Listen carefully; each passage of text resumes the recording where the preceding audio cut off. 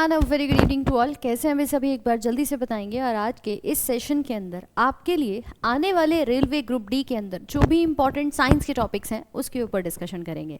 स्वागत है आप सभी का, मैं राधिका गुप्ता। और इसी के साथ आने वाला है रेलवे का नोटिफिकेशन, जिसमें आपके ग्रुप डी के अंदर लेवल 1 के अंदर लगभग वैकेंसीज की संख्या अभी तक का जो अपडेट है वो आपकी 32,000 होने वाली है। अब सवाल ये बनता है कि इन 32,000 वैकेंसीज पे संख्या बढ़ेगी नहीं बढ़ेगी। देखिए, उसके लिए तो जब तक ऑफिशियल नोटिस नहीं आता उस पर हम डिस्कशन करेंगे, लेकिन अभी तक क्योंकि कोई भी ऑफिशियल डॉक्यूमेंट या कोई भी नोटिफिकेशन नहीं आया है 58,000 पदों के ऊपर भी जो आपने चर्चा की थी, उसमें भी कोई भी अभी तक ऑफिशियल डिक्लेरेशन नहीं हुआ है। बट फिलहाल आपके लिए ये जानना बहुत आवश्यक है कि देखिए, आपने थंबनेल में भी देख लिया है कि किस टॉपिक से कितने प्रश्न आते हैं। आज के इस वीडियो में इन सभी चीज़ों के ऊपर डिस्कशन करेंगे, कैसे आपने अपने साइंस की तैयारी यहाँ पे करनी है।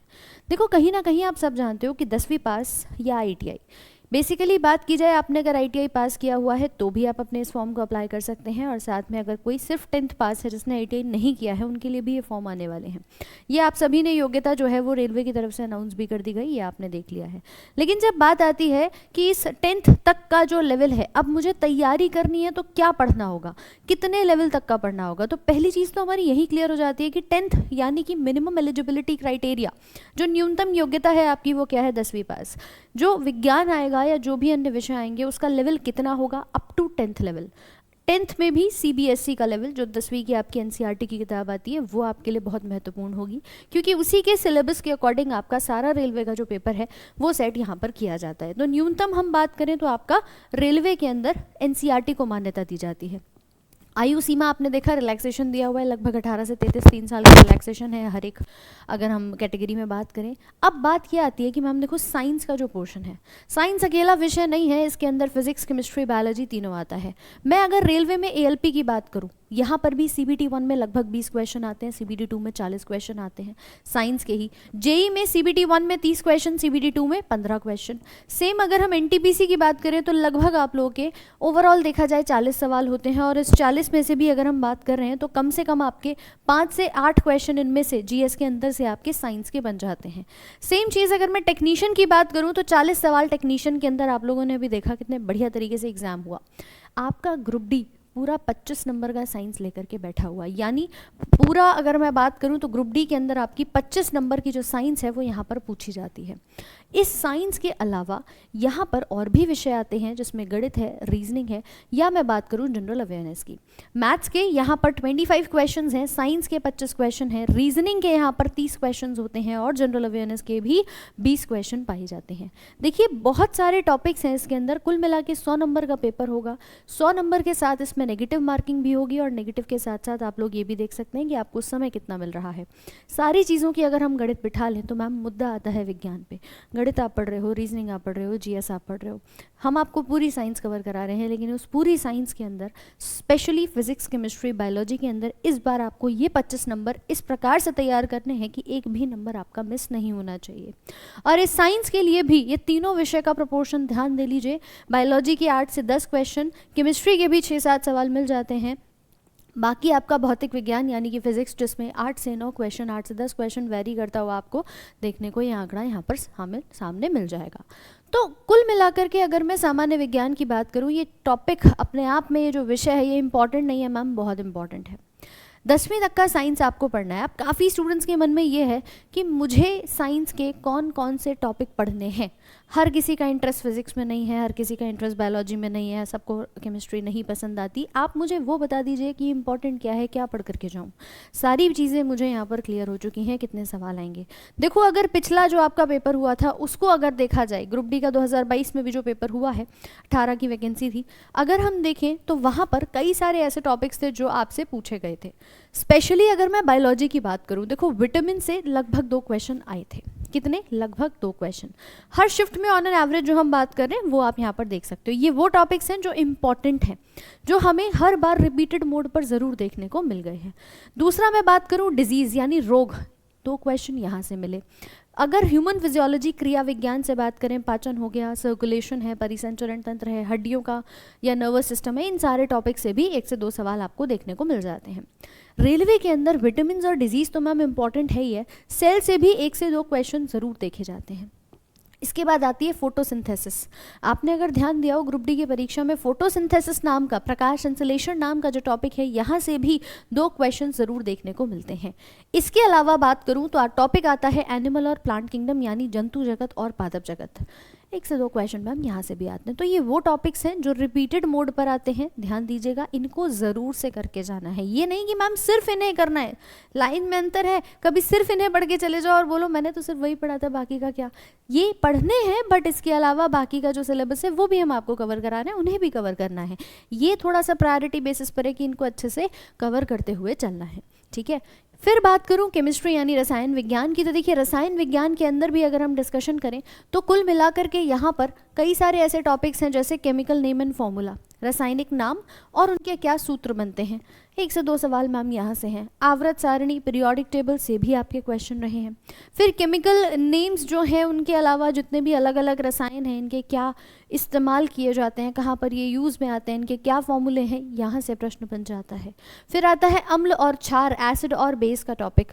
1 से 2 क्वेश्चन आपको यहाँ पर भी देखने को मिल जाएंगे कि भैया लगभग कौन से सेब के अंदर एसिड है, दूध में कौन सा एसिड है, ठीक है, नींबू में कौन सा एसिड है, क्या पालक में ऑक्सैलिक होता है कि नहीं, ऐसे सवाल भी बन जाते हैं।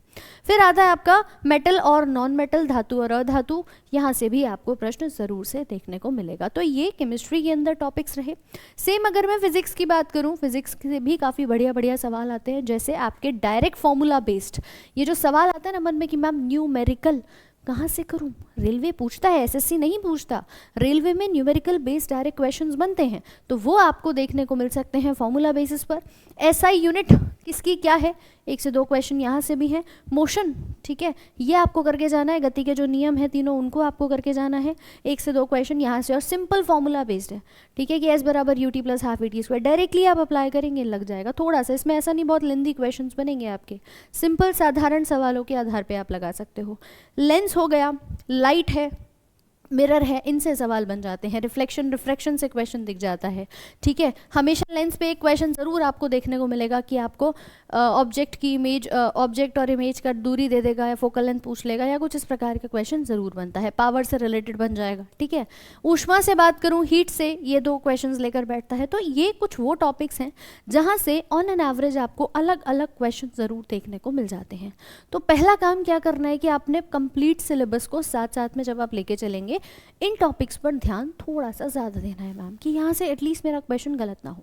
पढ़ना सब है, ऐसा नहीं है मैम छोड़ करके जाना है, पढ़ना सब है, लेकिन इनको और अच्छे से कर लेना है। बाकी आप देखिए प्रीवियस ईयर क्वेश्चंस कर ही रहे हो। साइंस का आपको पता चल गया कि मैम ये टॉपिक्स हैं, 10वीं की एनसीईआरटी के आधार पर मैं आपको पूरा कोर्स करा रही हूँ। हमारी एप्लीकेशन है आरजे विक्रमजीत ऐप, वहाँ पर हम आपको करवा ही रहे हैं। डेली फ्री क्लासेस भी यूट्यूब पर मैं आपको पढ़ा रही हूँ, जिसमें सारे PYQs मैंने आपको कवर कराए हैं। अब समस्या ये है कि कुछ स्टूडेंट्स को ये लगता है कि मैम चलो हमने ये भी कर लिया, मेरे पास एक कंप्लीट सोल्यूशन सारे कंपाइलेशन में अगर मिल जाए, थ्योरी आपने पढ़ी मेरे से, कंप्लीट थ्योरी हम आपको एप्लीकेशन पे जैसे करा रहे हैं, उसके बाद अब मैं सवाल प्रैक्टिस कहाँ से करूँ, ठीक है, क्योंकि उसके बिना काम नहीं चलेगा। तो सवालों की प्रैक्टिस मोस्ट इम्पॉर्टेंट है। रिवीजन लगाना, मॉक टेस्ट लगाना, ये दोनों चीज़ों को ऐड ऑन कर लो, साथ में थ्योरी को पढ़ना शुरू कर दो, ठीक है। तो ये कंप्लीट टॉपिक वाइज आपका सेक्शन रहा है। मैं इसको अभी टेलीग्राम पर भी आपका अपडेट करवा दूंगी, ठीक है। आपको क्या करना है, डेली अपने क्लास के भैया नोट्स बनाने हैं, पहला काम। दूसरा, डेली आपको रिवीजन करना है, मॉक टेस्ट लगाने हैं और अपने प्रीवियस ईयर क्वेश्चंस को भी ध्यान में रखते हुए चलना है। ये जितने भी डाउट्स आपके मन में रहते हैं ना कि अंतिम परीक्षा उत्तीर्ण करनी है, तो ये 4 काम ज़रूर से करने पड़ेंगे। एक बार मुझे आज कमेंट सेक्शन में लिख देना कौन कौन दिल से चाहता है 2025 में हाथ में ज्वाइनिंग लेटर, और चाहते हो तो ये कामों को, इन नियमों को पालन कर लेना। ये सारा कुछ आप लोगों को कराया जा रहा है, सब कुछ अवेलेबल है आपके लिए।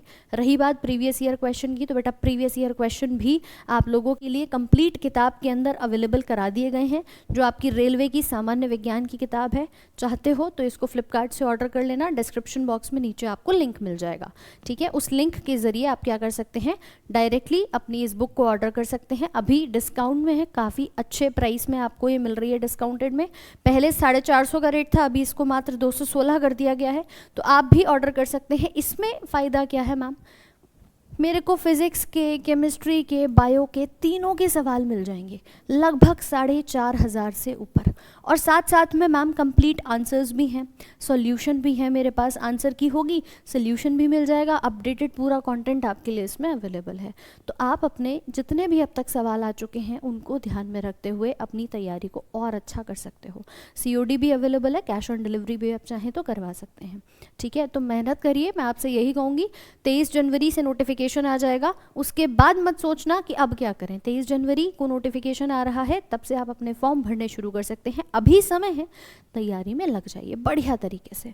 ठीक है, तो मंगवा लीजिएगा इसको और बाकी अपनी प्रिपरेशन करिए। जैसा कि आपको पता है डेली शाम 5 बजे मैं यूट्यूब पर भी आपकी क्लास करा रही हूँ, हमारा RG state exams YouTube channel, यहाँ पर आप जुड़ेंगे तो आपकी डेली शाम को 5 बजे क्लास जो है वो आपको मिल जाएगी। इस चैनल को ज्वाइन कर लेना, RG state exams official YouTube channel. ठीक है, तो बेहतरीन तरीके से जुड़ो, मैं तो आपसे यही कहूँगी, मेहनत करो and I wish you all the very best. Thank you so much.